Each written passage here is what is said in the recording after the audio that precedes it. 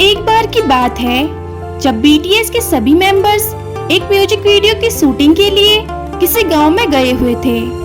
दिन में शूटिंग के बाद सभी मेंबर्स काफी ज्यादा थके हुए थे, इसीलिए रात को जल्दी जल्दी डिनर करने के बाद सभी मेंबर्स थोड़ी देर के लिए गांव में घूमने निकल गए। वो घूमते घूमते गांव के एक सुनसान जगह में पहुंचे, जिसके सामने एक वीरान हवेली थी, जहां से जोर जोर से किसी के रोने की आवाजें आ रही थी। सभी मेंबर्स ने हैरानी से एक दूसरे की तरफ देखा और कहा, ये क्या हो रहा है? ये किसकी आवाज होगी? तब सबसे छोटे मेंबर जंगकुक ने कहा, शायद किसी को हमारी जरूरत है, हमें अंदर चलकर देखना चाहिए। तब सुगा ने भी कहा, हाँ, हमें जरूर जाना चाहिए। लेकिन आरएम ने कहा, मुझे कुछ सही नहीं लग रहा, हमको वापस चले जाना चाहिए। हमें दिल से नहीं बल्कि दिमाग से सोचना चाहिए। आखिर इतने सुनसान हवेली में कौन ही होगा? मुझे ये एक छलावा लगता है। जैसे ही आरएम ने ऐसा कहा, वैसे ही हवेली से हेल्प हेल्प और बचाओ बचाओ कहने की आवाजें आने लगी, जिसके बाद मेंबर्स को यकीन हो गया कि हवेली के अंदर कोई तो है जिन्हें उनकी जरूरत है। तभी सभी मेंबर्स डरते डरते हवेली के अंदर चले गए। जैसे ही वो अंदर एंटर हुए, जोर से दरवाजा बंद हुआ। सभी मेंबर्स डर गए कि ये क्या हो रहा है। अंदर कुछ अजीबोगरीब भूतिया कॉस्ट्यूम थे, जिसे देखकर सभी मेंबर्स का दिमाग चकरा गया, क्योंकि अंदर से हवेली काफी ज्यादा विशाल और रहस्यमयी थी। जैसे ही वो दरवाजे की तरफ बढ़े तो हवेली में अचानक से तेज हवा चलने लगी। सभी कमरे की खिड़की दरवाजे पटकने लगे।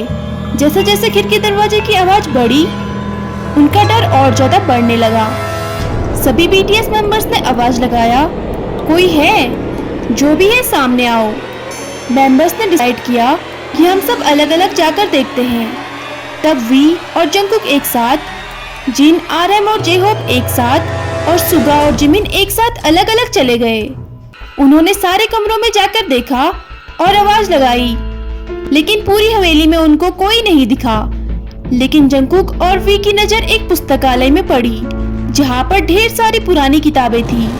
जब उन्होंने किताब को खोलकर देखा, उसमें से एक पुराना लेटर गिरा, जिसमें लिखा था, यह हवेली मेरी है, यहाँ से जल्दी चले जाओ वरना सारे के सारे मारे जाओगे।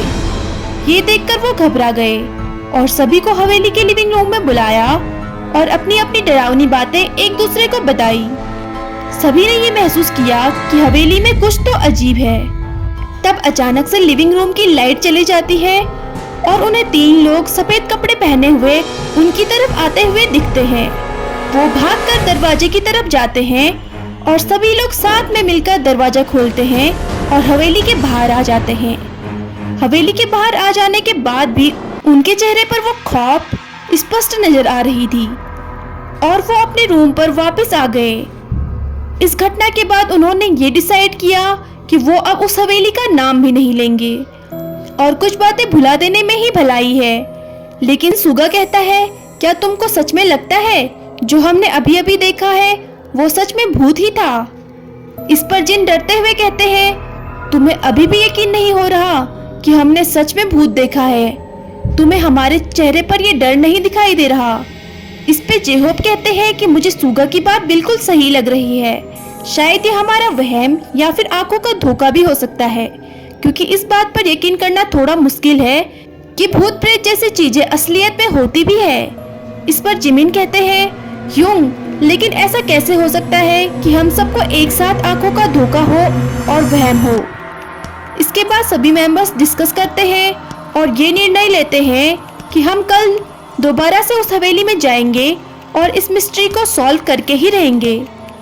अगले दिन वो जल्दी जल्दी अपना काम निपटाकर रात का डिनर करके पूरी तैयारी के साथ हवेली में जाते हैं। लेकिन इस बार वो पीछे वाले गेट से जाते हैं। जैसे ही वो अंदर एंटर होते हैं, उन्हें सब कुछ नॉर्मल लगता है, लेकिन उनको ऐसा महसूस होता है कि उनके अलावा भी उस हवेली में कोई है। उनको बच्चों के हंसने की आवाजें आती है। वो उस आवाज को फॉलो करते करते हवेली के एक कमरे में पहुंचते हैं, जहां वो देखते हैं कि तीन बच्चे उस कमरे में भूत के कॉस्ट्यूम की सिलाई कर रहे हैं। जेहोप को उन्हें देखकर गुस्सा आता है और वो उनसे पूछता है, तुम वही हो ना जो कल हमको दिखे थे? बच्चे डर जाते हैं और भागने की कोशिश करते हैं, लेकिन सभी मेंबर्स मिलके उन्हें पकड़ लेते हैं और उनसे सारी बातें पूछते हैं। वो बच्चे भी थोड़ी देर बातें घुमाने के बाद उनको सब बता देते हैं कि वो वही थे जिन्होंने सभी मेंबर्स को भूत बनकर डराया था। सभी मेंबर्स पूछते हैं कि तुमने ऐसा क्यों किया। बच्चे डर जाते हैं और उन्हें कुछ नहीं बताते हैं। तब बीटीएस मेंबर्स उन्हें कहते हैं कि तुम हमको बता सकते हो, हम किसी को कुछ भी नहीं बताएंगे। इसके बाद बच्चे बताते हैं कि हम तीनों कजिन्स हैं और ये हवेली हमारी ही है। दरअसल कुछ साल पहले इस हवेली में हमारे दादाजी की एक रहस्यमयी मौत हुई थी, जिसके बाद सब जगह ये अफवाह फैल गई कि हवेली में उनकी आत्मा घूमती है। इसी कारण हमारे पेरेंट्स भी ये हवेली छोड़कर शहर में शिफ्ट हो गए। तब से जो भी इस गांव में घूमने आता है वो इस हवेली को देखने आते हैं और यहाँ पर गंदगी करके चले जाते हैं। ये हमारे दादाजी की आखिरी निशानी है जिसे हम गंदा होते हुए नहीं देख सकते। यही कारण है कि हम यहाँ आए लोगों को भूत बनकर डराते हैं और उनको भगा देते हैं, ताकि वो हमारे दादाजी की इस निशानी को कोई नुकसान न पहुँचा पाए और उनका आशीर्वाद हमेशा हमारे साथ बने रहे। बच्चों के इस जज्बे को देखकर सभी मेंबर्स की आंखें भर आई और वो काफी ज्यादा इमोशनल हो गए और उनसे कहा कि तुमको अब ये सब करने की जरूरत नहीं है, ये सब हमारे ऊपर छोड़ दो, तुम बस अपने पढ़ाई पे ध्यान देना। इसके बाद उस हवेली की मेंटेनेंस के लिए हर महीने बीटीएस मेंबर्स पैसे भेजते हैं और हवेली की देखरेख के लिए सभी मेंबर्स ने कुछ वर्कर्स भी हायर किए हुए हैं। तब से ही उन बच्चों ने मन लगाकर अपनी पढ़ाई कंप्लीट की। तब से ही वो तीनों बच्चे बीटीएस आर्मी बन गए और हमेशा ही उनके कॉन्सर्ट को अटेंड करते हैं। दोस्तों, अगर आपको स्टोरी अच्छी लगी हो तो इस वीडियो को लाइक कर देना और ऐसी ही नई नई स्टोरीज के लिए हमारे चैनल को सब्सक्राइब भी कर देना।